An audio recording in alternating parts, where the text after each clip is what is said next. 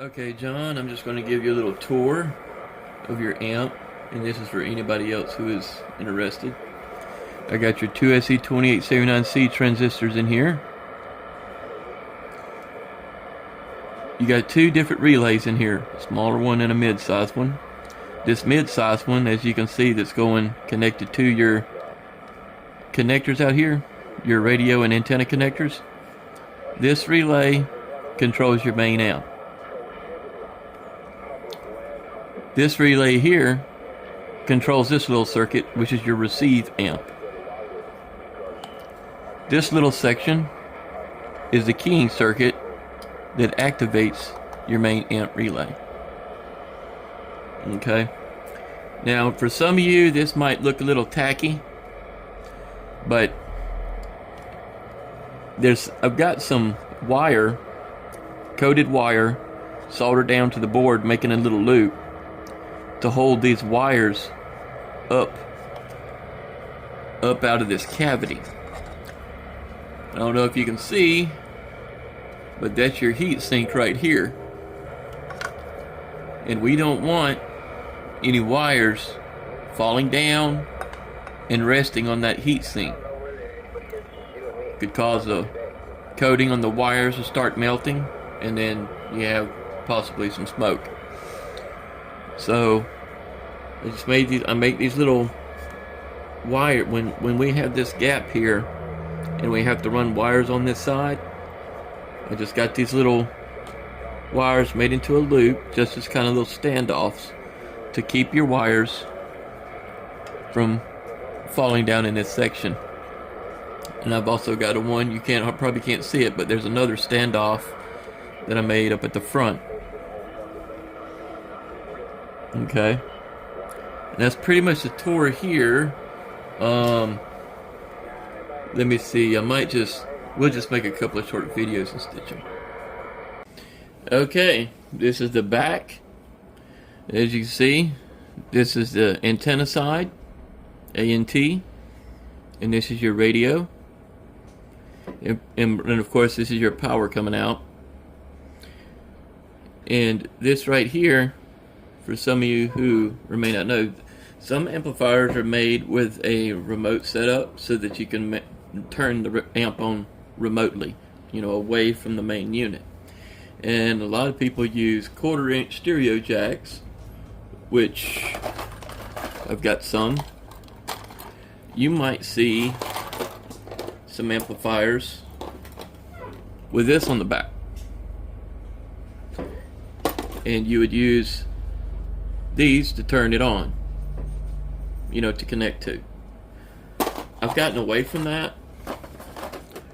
I like using these little aviation plugs, and as a matter of fact, mic plugs come from the aviation class of plugs, and they make them in 2-pin, 3-pin, 4-pin, which 4-pin is a standard mic plug. They make 5-pin, 6-pin, and so on. Okay, so we just lift this down, and you have a 5-pin aviation plug. Some people would just call it a mic plug, but it's 5-pin, and it's kind of hard to see, but you got that little notch at the top. And of course, this is your plug. Oops. And you can see it's got that notch. Trying to get the zoom to focus in on it. Yeah, you can see you got the notch right there. And so you just, when you want to use it, plug it up, and of course screw it down.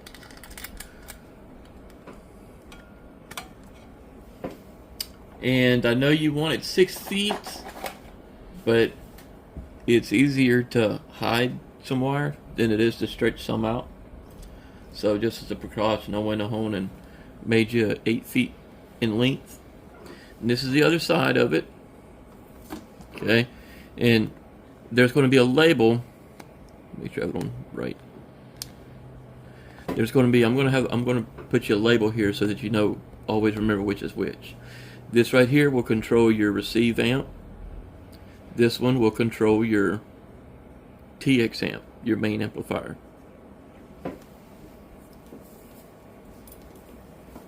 Okay. We're going to rotate it.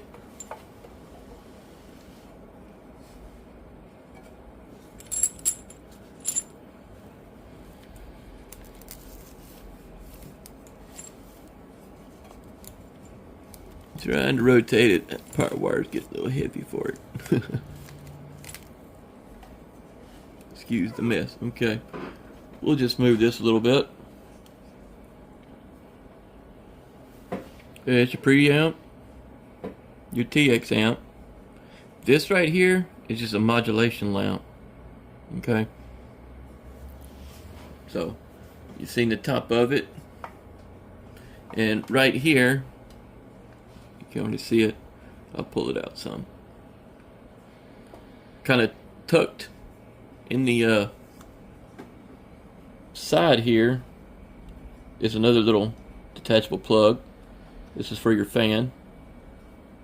You know, so if anybody ever needs to remove the lid and detach it, you know, they ain't got to break the soldering iron out and unsolder it. They can just unplug it. Okay. And if you notice, it's just one wire here. Just one wire. And that's because your fan gets its ground through the case.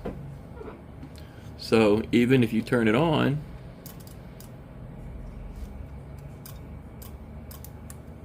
okay, the fan's not going to activate until you get at least a couple of screws in there to secure ground.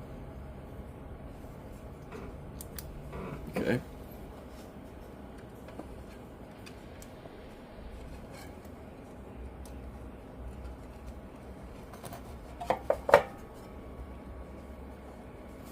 Okay, I got all your screws in. Now, these two on the top, below the fan, you got 2 screws over here and 2 screws on the opposite side. Those don't hold anything down. These screws here are for a bracket in case you wanted to make you something. Or ICA, where you purchase these cases, they make them, but I did not see any on their website, so it might be something that you have to call or put in a special order, or you may know a buddy that can just make you one. But I went on and provided your screws here so they wouldn't just be, you know, just empty holes. All right. Let's see here. I don't know if you can see try to get the meter in here. Yeah, got the meter in there, but you're not gonna be able to see it. Okay. Anyway, so I'll bring you over here.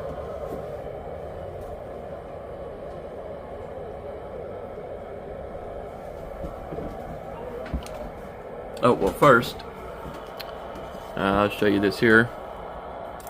It's your TX amp.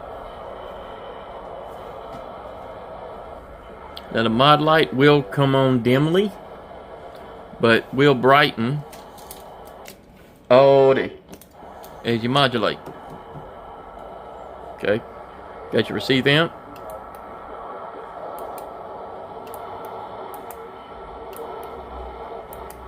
I don't know if you can hear the difference. Let me try to find something that's...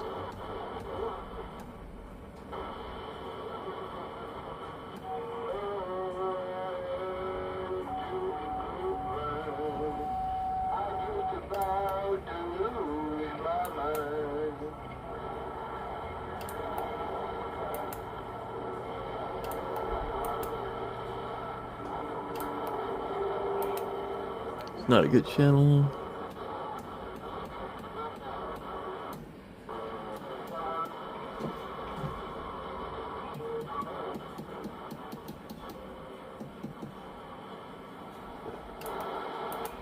There we go. Well, hardly anybody talking. You can barely hear that static in the back.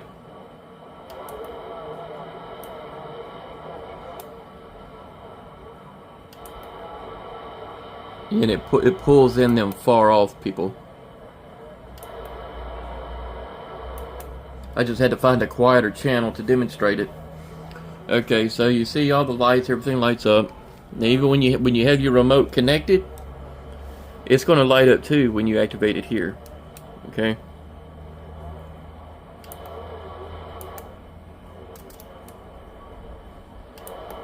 And that's the way it works. Now, say you have your amp, you have this turned on at the amp, which you can't turn it off over here.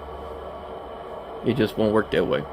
So to use the remote, you're going to have to leave these depressed in the off position and use your remote.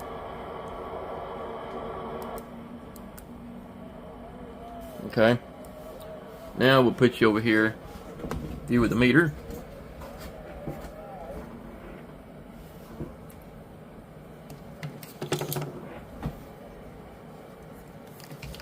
And I'm going to put this in the, this right here is straight. You can see it's, your amp's turned off. Straight radio. Key in almost 2 watts. If I can't get some of this stuff out of the way so the camera will focus better. 200 watt scale. Audio. Audio. Okay. Now I'm going to turn your amp on.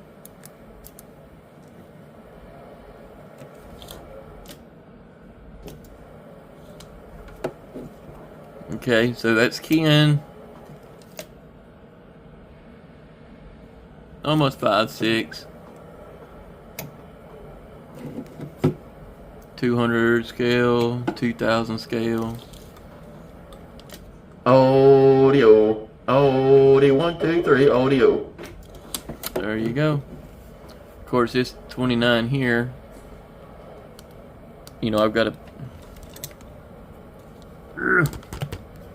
helper in it.